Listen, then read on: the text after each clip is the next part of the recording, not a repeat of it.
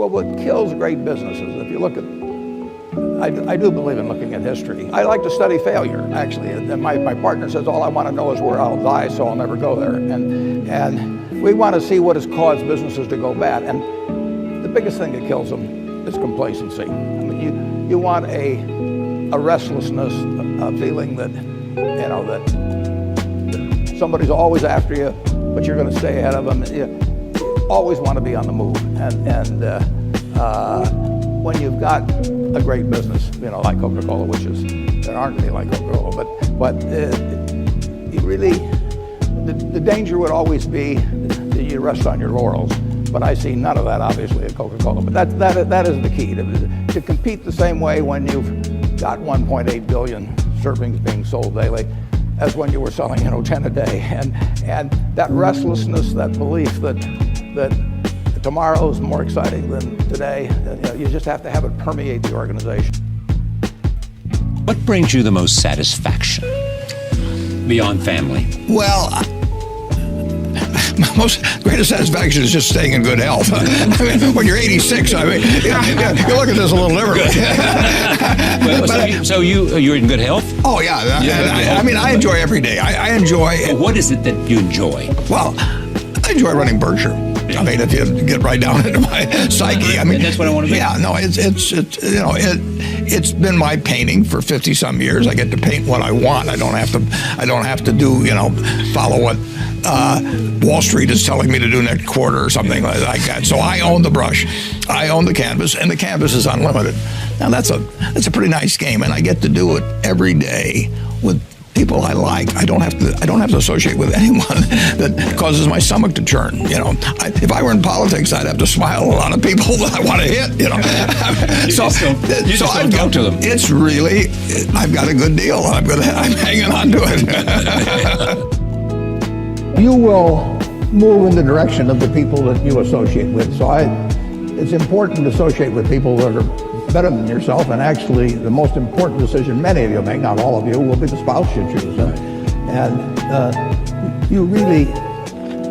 You want to associate with people who are the kind of person you'd like to be. You'll move in that direction, and the most important person by far in that respect is your spouse. I can't overemphasize how important that is, and you're right. The friends you have, they will form you as you go through life, and make some good friends, keep them for the rest of your life, but have them be people that you admire as well as like.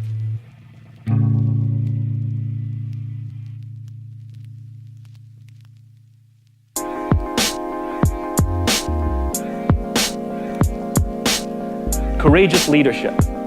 Courageous leaders are the ones who are willing to sacrifice the short term in order to advance the long term. Courageous leaders are the ones who are willing to say no to the money because it's coming from a dirty source, and rather say yes, even though they know they'll have to tighten the belt in the short term because it's the right thing to do. Having a just cause, if we don't actually follow the just cause, if we don't actually make decisions through the lens of the just cause, is just marketing. It's just marketing. I'll give you my favorite example, right? The IOC, the International Olympic Committee, they have a mission statement, what they believe is their just cause, which is to advance the world, make the world a better place through sport. But for the fact that they're all corrupt, it's a great idea. My point is you actually have to have leadership that desperately, profoundly believes in the cause and will make decisions to advance that cause. They would sooner sacrifice their own personal interests to take care of their people. They would never sacrifice their people to protect their own interests. It's called leadership. It's called leadership. We confuse rank and leadership. Rank has nothing to do with leadership. I know many people who sit at the highest levels of organizations who are not leaders. They have authority, and we do as they tell us because they have authority over us, but we would not follow them. And yet I know many people who sit at lower ranks who have no authority, and yet they have made a choice, the choice to look after the person to the left of them, and the choice to look after the person to the right of them, and we would trust them and follow them anywhere. Leadership is the acceptance of the awesome responsibility to create an environment in which people can work at their natural best.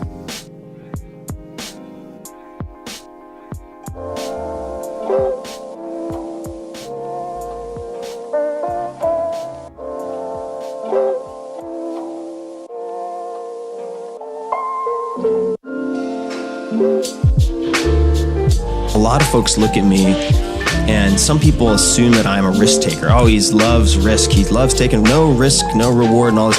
I am so focused on risk mitigation at all times. Me too. You know, and Me too. And because look what I did in the height of everything. Yeah, when we were living it. I decided to build a client service business. No, really. No, I get it. But I think that's in part because you and I have had so much practice capping the downside and like walking through that rehearsal. Like, all right, can I actually stomach and handle the worst case scenario? If so, all right, I'll cap my downside, and then eventually the upside will take care of itself. And you know, like you shared in the Tribe Mentors, this is another one I think about a lot, which is when you feel overwhelmed or unfocused. You know, what do you think? What do you do, or what do you think about? And your answer was, you know, if you're going through something very difficult, you imagine your family dying in a terrible accident, and it puts it in perspective. It's like there are problems that we put in quotation marks and we make a big deal out of on a day-to-day basis, and then there are tragedies and crises and real dark things stuff that can happen.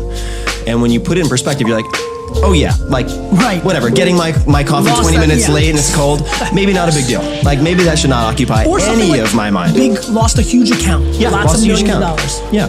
And you know, one thing that came up again and again when I was talking to these various mentors in different fields is the idea that sometimes you need life to save you from what you want, to give you what you need. So sometimes losing that account, you look back 5 years later and you're like, best thing that ever happened. The best.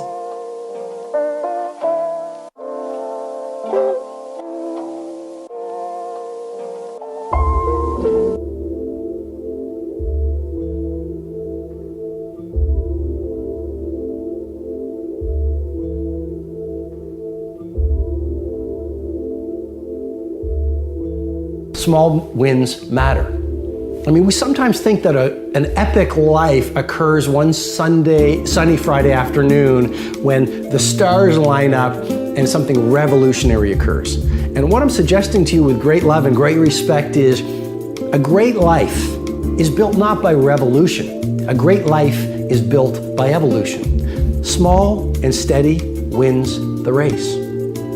What you do every day is far more important than what you do once every decade. I want you to really think about that idea. What you do every day is simply your life in miniature. And as you live every single day, so you're crafting your life. What you do over the next hours is really building your future. And if you can just get, and I can just get every single pocket of 24 hours right as best as we humanly can, the rest of our life is going to take care of itself. So small wins matter. You know, the moment in front of the customer where the pull was to go average and you become a merchant of wow sets you up for the next day of a way of being of wow. The little win with your family when you feel like watching TV sets you up for another win the next day. A little win of getting up at 5 o'clock and running your morning routine sets you up for a habit of a 5 a.m. club morning routine. Small daily improvements over time will lead you to stunning results. Tiny wins are the way to greatness. And that's one of the things life has taught me. When you look at the great companies, whether it's an Amazon, whether it's some of the tech startups coming out right now, whether it's a Zappos, whether it's a FedEx, whether it's a Nike, whether it's a General Electric, whether it's some of the little shops in your neighborhood that we really admire because people still cook the food with love, or they serve the food with love, or people have an attention to detail. Great companies are built by those small, steady optimizations every single day. If you look at any great product, it wasn't just one day that built the great product. It was a culture and a mindset of daily innovation and optimization when done consistently over time, which led to world class. Even relationships. A great relationship, it's all about those small daily wins when done consistently leads to a lifetime of love. I was walking in the woods last week, and there was an elderly couple walking in front of me, and they really stood out because they were moving fast, and they were also they had these ski poles, and so this is the autumn in my hometown, and they were walking with these ski poles, and so I sort of joked as I walked by them because pretty much only the three of us in this deep forest, and I said, "You're missing the snow," and they sort of laughed, and we actually walked for about half an hour. And we started going pretty deep. And they said to me, you know, we've been married 52 years. And I said, 52 years, what's your secret? And the woman says, well, I've had to put up with a lot, which made me laugh. And then it was all about the little, small, daily things they did to foster a lifetime of love.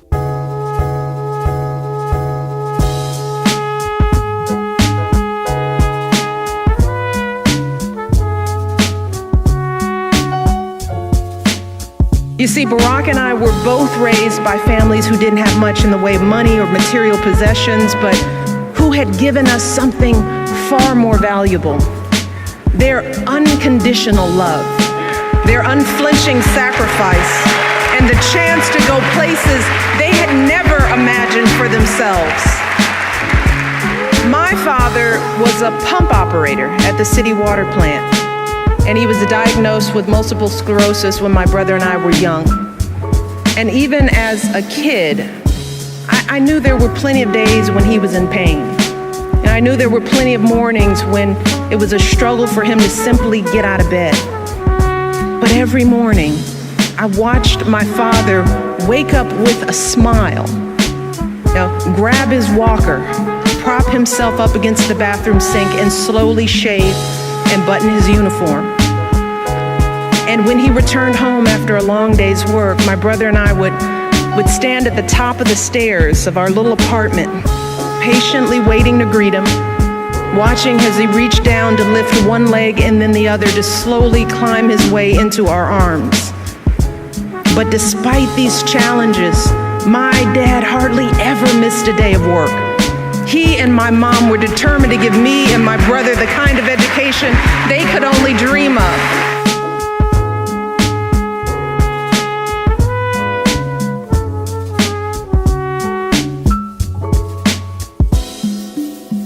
I want you all to stay true to the most real, most sincere, most authentic parts of yourselves.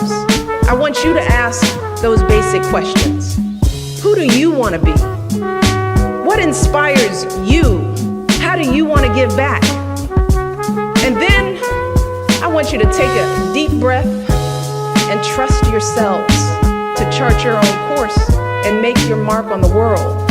Maybe it feels like you're supposed to go to law school, but what you really want to do is teach little kids. Maybe your parents are expecting you to come back home after you graduate, but you're feeling a pull to travel the world. I want you to listen to those thoughts. I want you to act with both your mind, but also your heart.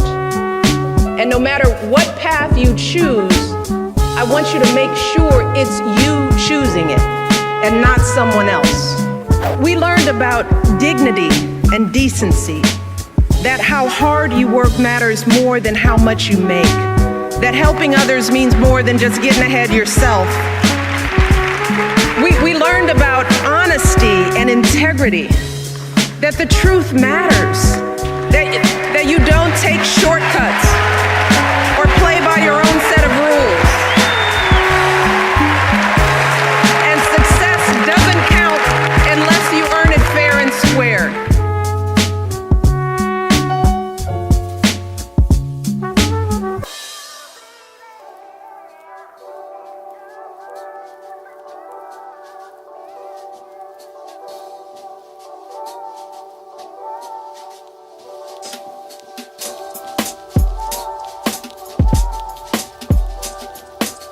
I always say that discipline is the root of all good qualities,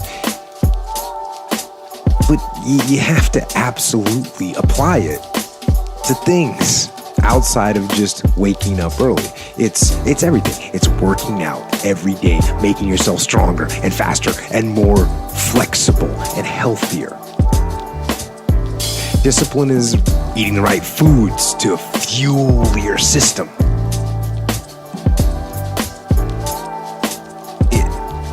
It's about disciplining your emotions so you can make good decisions.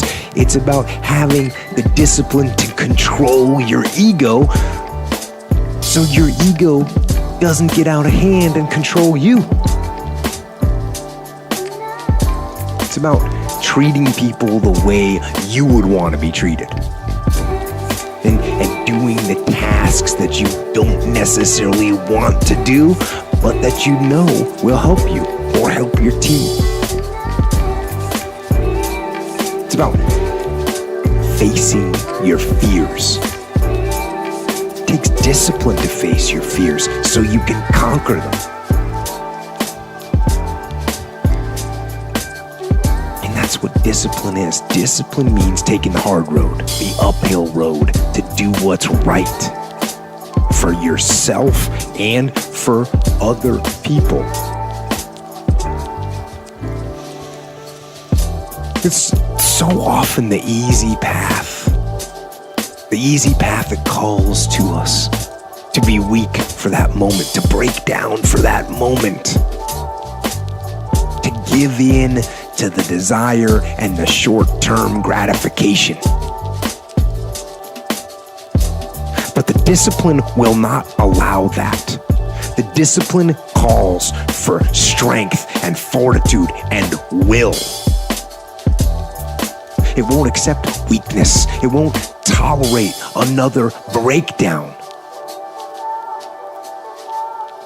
The discipline can seem like it's your worst enemy. But the reality is, discipline is your best friend. It will take care of you like nothing else can. And it'll put you on that path. The path to strength and health and intelligence and happiness. And most importantly, it'll put you on that path to freedom.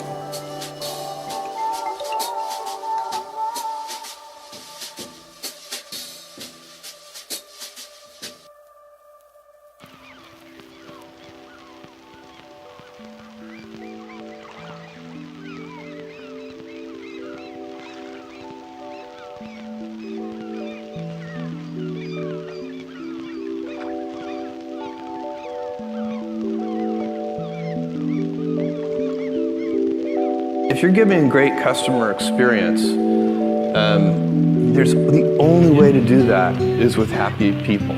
You can't do it with a set of miserable people, watching the clock all day. So does that include work-life balance and all those things? Yes, but I teach 3 leadership classes a year at Amazon. I'm a part of it. They're bigger classes, but I come in and teach a session. And I always talk about work-life balance, except I like to use the phrase work-life harmony rather than balance, because to me, balance implies a strict trade, whereas I find that when I am happy at work, I come home more energized, I'm a better husband, a better dad, and when I'm happy at home, I come in and better boss and better colleague. And so it's not, you could be out of work and have terrible work-life balance. Even though you've got all the time in the world, right. You could just feel like, oh my God, I'm miserable, and you would be draining energy. And so you have to find that harmony. It's a much better word. And I think for most people, it's about meaning. People want to know that they're doing something interesting and useful. And for us, because of the challenges that we have chosen for ourselves, we get to work in the future. And it's super fun to work in the future for the right kind of person.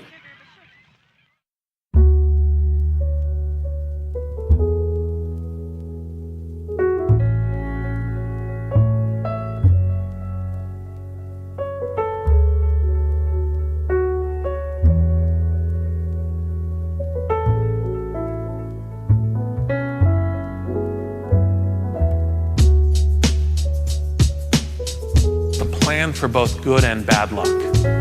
And part of what it is people say, well, what do you mean plan for good luck? I have this idea, it works out, and then things keep going.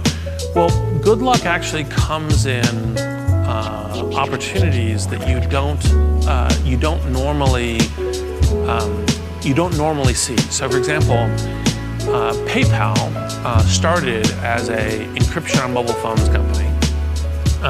Because it was two close friends of mine, I joined the board when they founded it. Even though I thought encryption technology in mobile phones back in December '98 was not a good idea, which I told them. But it was kind of like, you also back people. And then they were like, well, okay, not encryption on mobile phones, maybe cash on mobile phones, or maybe not just cash on mobile phones, maybe cash on Palm Pilots, maybe cash on Palm Pilots, and payment service through the web. And then they launched with that. And for the first week, they said, well, all this growth is coming through eBay, but that's not really what we planned. We planned on people like bringing their Palm Pilot around with them, exchanging money. You know, these aren't our customers. We should figure out how to get them off. And then, of course, part of PayPal's great strength was being able to pivot fast, and they went, oh no, these are our customers, right? All the rest of that stuff doesn't work. This is the thing that we need to go to. And that's an instance of what I think of as planning for good luck, which is you go, okay, sometimes what happens when you start the journey of going down a company is you're looking for an opportunity that you may not have thought of it when you started it, but then suddenly you kind of, like the pioneering parallel, you come around the corner and all of a sudden this new opportunity is available to you, and that you head very strongly to that. And so good luck is not just, oh, look, my plan worked. It's you will encounter opportunities that you will need to move quickly and grow into an exploit by having been on the journey. Now, planning for bad luck is unfortunately a little bit more straightforward, which is sometimes you find yourself, pioneering, going that you can't find a way through the mountains. What's your plan B, right? And one of the ways that I frequently think about this is I kind of have a plan A, a plan B, and a plan Z. The plan A is, okay, this is what we're thinking of doing. Plan B is, well, if that's not working, what are my parameters of flexibility? I'm still trying to get to the same, build the same product market fit. I'm still trying to get there, but maybe if I try this rather than that. So for example, when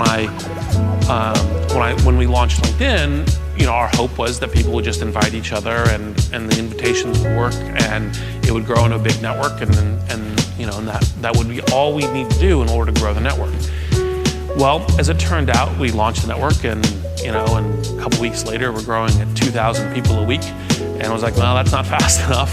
So what were the other ideas we had in mind, the kind of plan B? And the plan B was, well, actually, one of the questions that people most have when they come to LinkedIn is, who else do I know who's here?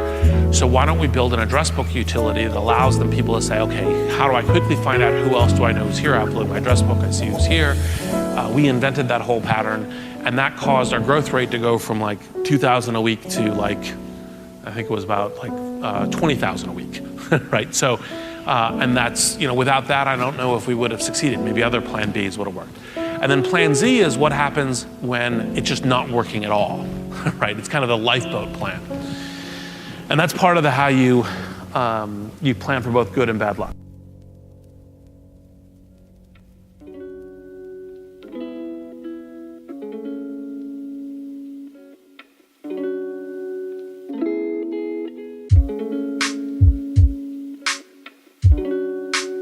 It's the mixture of the elements that matter, right? And if you have a tremendous tenacity, but you're studying, you're learning, you're trying to memorize and remember everything that you're being taught, and you're really trying hard, you could have great tenacity. You need the making sense of something. You need to embrace reality. You need these other dimensions, right? So I think the things that we started to talk about just before, the things that these people have a need for is first they need to most fundamentally make sense of things, which is a very different kind of learning process. It's a very internalized learning process. It's not a memory-based process. So none of these people, unlike the population as a whole, none of these people have a desire to follow instructions. For most people, you go to school, they tell you what class to go to, what classes to take. This goes all the way through university. They do this, and then you go into the class and they say, learn this, and this is the information. And it's largely a memory-based, instructional-based process. This is not what these people do. right? This is not. So the path, what they have is a strong desire to understand and make sense of reality. How does reality work?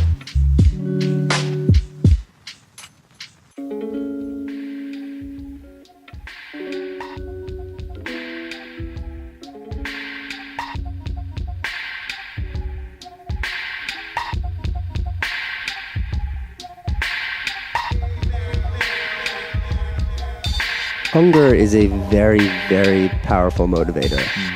And when I was living in that trailer park with the kid, like we were on welfare for a while. I was a dishwasher. I worked in a crappy seafood restaurant as a dishwasher, which now just sort of parenthetically, my favorite piece of advice to give to young people saying, I don't know what I want to do with my life. I say, get a job doing something you hate.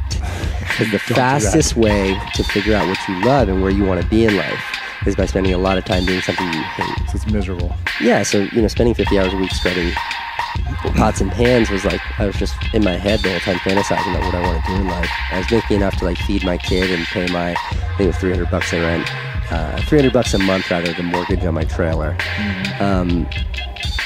But my biggest fear was not being broke, because like when you're at rock bottom and you're on welfare, you can still like afford food. Get by, yeah. Get by might be a stretch. Like I could afford food and I could afford my trailer. Right. So it was like we weren't homeless and we weren't starving. So to me that was absolute destitution. It wasn't really like that bad. There was no dignity in it, but still it wasn't. You weren't on the streets. That's right. So with that, like it's like, what is it? Maslow's hierarchy of needs. Maslow's hierarchy of needs. Like once basic needs were met. Basic needs were met. Then I started to look around. And I realized like the greatest fear for this like beautiful little baby boy was that he would grow up and see his dad as a loser. And that is once those basic needs are met, that's an incredibly powerful motivator. Yeah. Because my dad, who's absolutely not a loser. But I watched my dad to provide for his family of 6. I watched him work 60 hours a week, hating every minute of it. And he came home from work just hating his job. And feeling trapped, probably. I'm sure. Yeah, he had a family to take care of. He struggled. Now he does what he loves. He has a coffee shop now, and he's never been happier. That's cool. But I watched that, and like I just saw myself going down that trajectory. And it wasn't just a job that I hated. It was a job that I hated that didn't provide. It was a job that I hated that did nothing but cover those basic needs. And that was the motivator. That was the motivator. The catalyst for me giving up and moving to New York and going for it was, I still look back and I don't know what that was. Like there are only like 2 times in my life where I genuinely have no idea what I was thinking. And I moved to New York City in June of 2001 with $800 and a place to stay for 3 months. And that was it.